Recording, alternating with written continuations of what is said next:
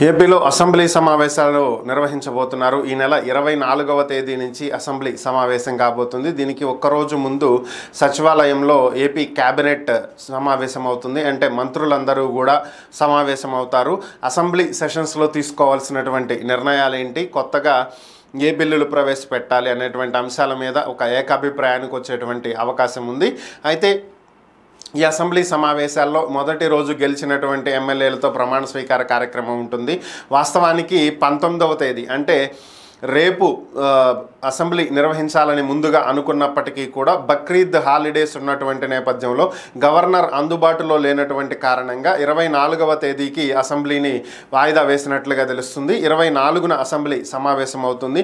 మొదటి రోజు గెలిచిన ఎమ్మెల్యేలతో గవర్నర్ ప్రమాణ స్వీకారం చేయించిన తర్వాత రెండవ రోజు స్పీకర్ని ఎన్నుకునే ప్రక్రియ ఉంటుంది. రెండవ రోజు స్పీకర్గా టీడీపీ సీనియర్ నేత చింతకాయల అయ్యన్న పాత్రుడిని నియమించాలని చెప్పి పార్టీ భావిస్తున్నట్లుగా తెలుస్తుంది. ఇక డిప్యూటీ స్పీకర్ పదవిని జనసేనకు కేటాయించాలని చెప్పి భావించినట్లుగా తెలుస్తుంది. పవన్ కళ్యాణ్ దీనికి సంబంధించి ఎవరిని డిప్యూటీ స్పీకర్గా నియమించాలనే దాని మీద కసరత్తు జరుపుతున్నట్లుగా సమాచారం.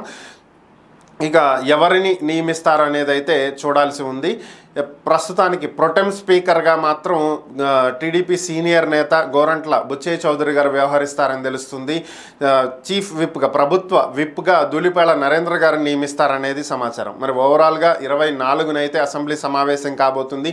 3 రోజుల పాటు మాత్రమే అసెంబ్లీ కొనసాగనుంది. ముందుగా 4 రోజులు అనుకున్నారు. అయితే దీన్ని 3 రోజులు కుదించడం జరిగింది.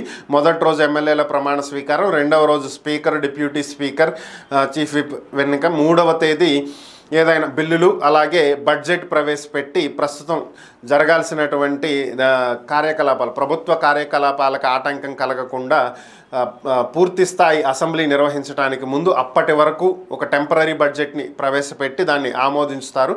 సో ఇది జరిగేటువంటి అవకాశం.